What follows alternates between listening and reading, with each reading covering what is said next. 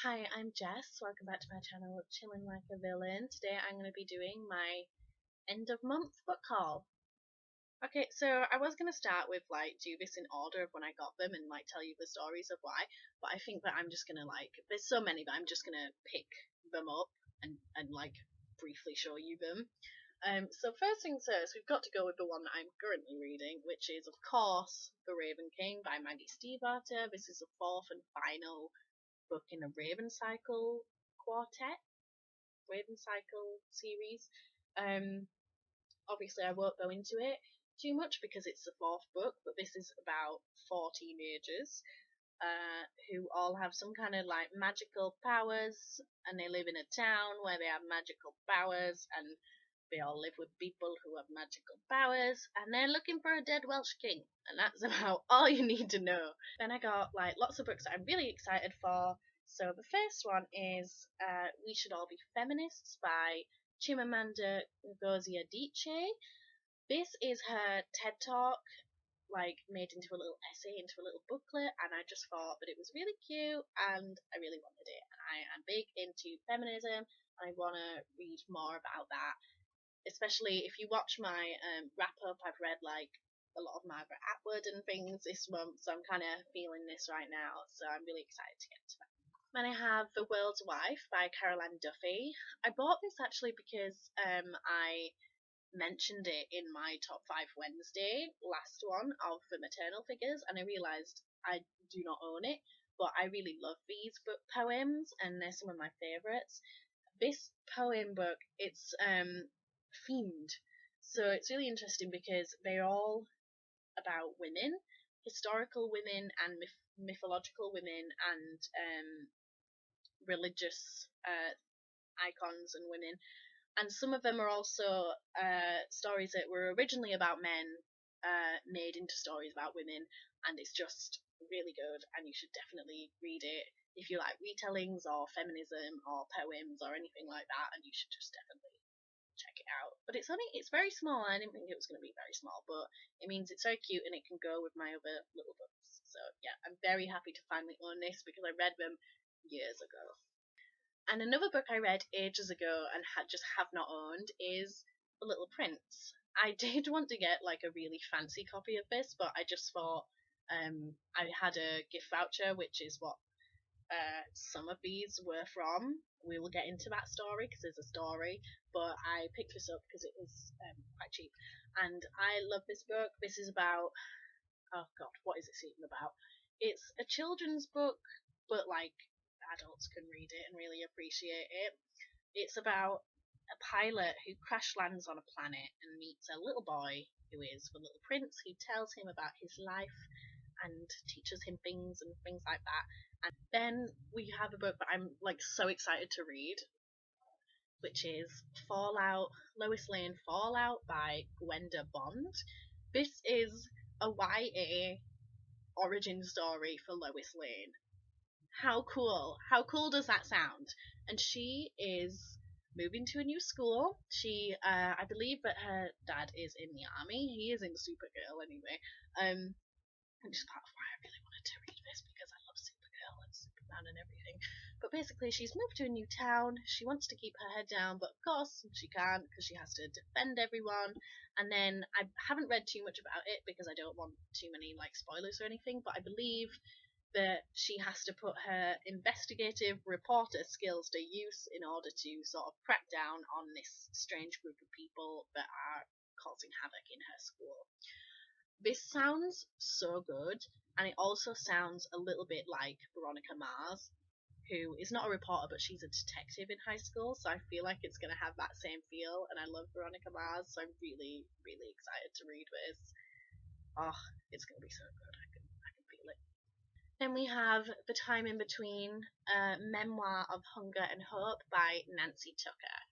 I first heard about this book from the channel Just Kiss My Frog. Lena, who does that channel, interviewed the author of this. She's quite a young, I think she's only in her 20s, but this is her memoir of her battle with an eating disorder. Then we have a book that I featured in my wrap-up. This is Jinx by Meg Cabot. This is about a girl who after lots and lots of bad luck all through her life, which is why she's called Jinx, she moves in with her aunt and uncle in New York and kind of discovers that her cousin thinks that she has magical powers, and she has to kind of go on from there, discovering all this witchy voodoo stuff. And there's a bit of romance and a bit of high school drama, and it's really good, and I've read it already. Okay, now we're going to get into a little story, because that book was about, that book was included in a little book haul that I did, not film, but like that I bought, and it was about the only one that wasn't completely pointless, because I had a gift card, and every time I tried to convert this gift card to spend it on Amazon, it said that it didn't work. So I thought, okay, whatever, I'll take it to a bookshop, and it didn't work in the bookshop. So I got really annoyed and spent actual money on a lot of books, like £30, because that's what I do. And then the next day, I found out one of the times I tried to convert it did work, and I did have £20 to spend on books, and oh god, and then the books got here, and it ended up being more annoying because I'd spent actual money on these books, and I am not happy with them, so that was even more like irritating, and it like damaged my soul a little bit. But the first book that was completely pointless was A Dream of Ice by Gillian Anderson and Jeff Robin. This is book 2 in the Earthend saga. This follows Caitlin, who is a doctor, and her sort of discovering aliens and an alien virus, and her trying to like stop that from taking over the world, basically. The only reason this is pointless is because I bought it, and then the day after, I saw it in my library. The day after. And it had never been in there before. Queen of the Tearling. I have read these listened to them on audiobook, and I love the audiobooks, and I'll probably listen to the third one on audiobook. But I love the series, so I thought, you know what, I'm going to buy the hardcover and have it look nice on my shelf with its dust jacket. And it might be used, but it's fine. I'll buy that. And it came without a dust jacket, and it's really fugly because there's nothing. That's like nothing. That's just no. So the one book that I bought for genuinely purely aesthetic, shallow reasons doesn't even look the way that I want it to look. I bought Deathless by Catherine N. Valente. I have got this on ebook, but I wanted a physical copy, and because all the covers look very beautiful, only they sent me this, which is a proof copy.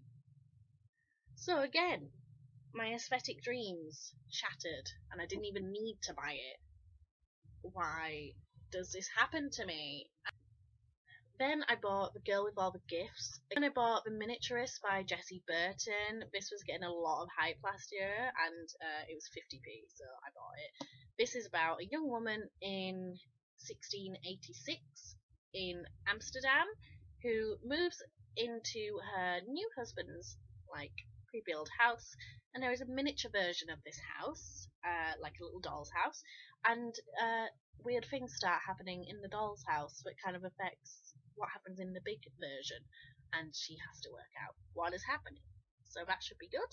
Then I got Solitaire by Alice Oseman. I essentially have no idea what this is about, other than it's about a teenager, a kind of lonely, introverted teenager who discovers something, I believe on the internet, called Solitaire, and discovers a boy that she likes, and there is probably some drama and something probably happens, and I don't really know anything about this book, but that is not because I'm being useless. That's because I've heard that it's one of those books, if you go into it without being spoiled, it's probably better.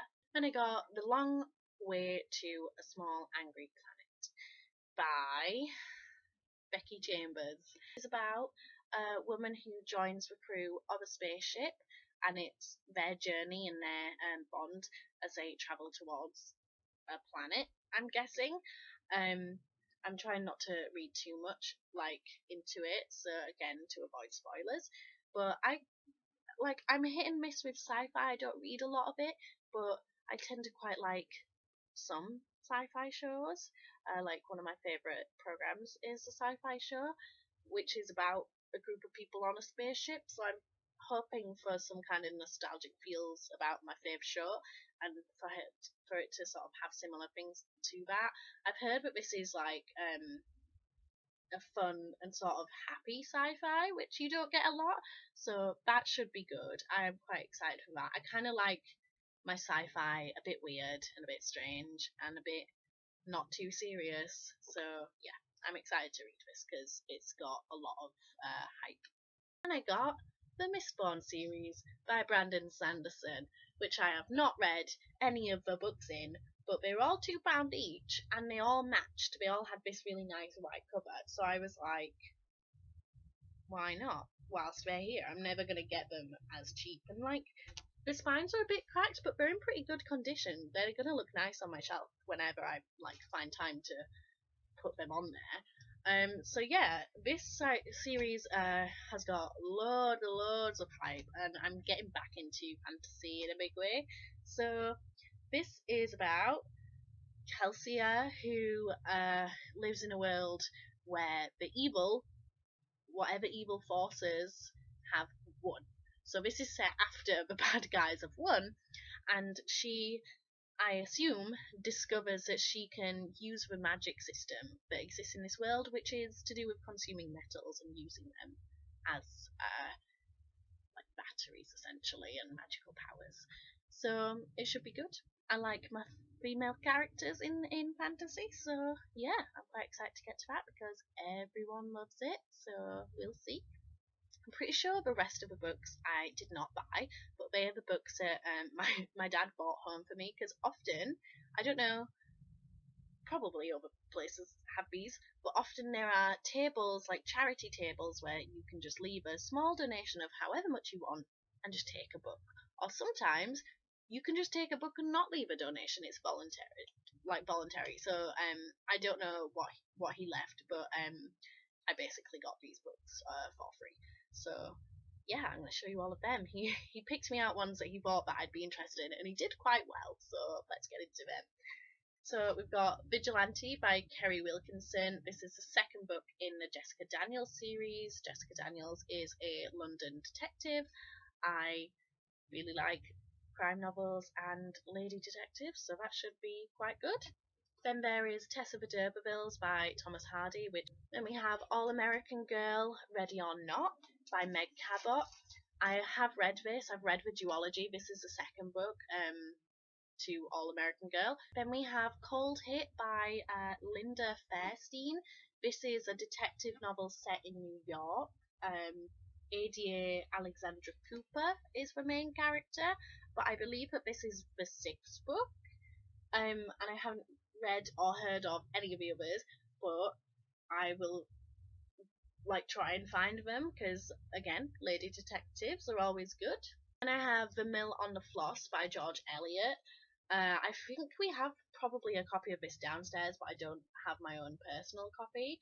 I've never read this, but I really like classics, so I do want to get to it. So I'm quite happy to have my own copy.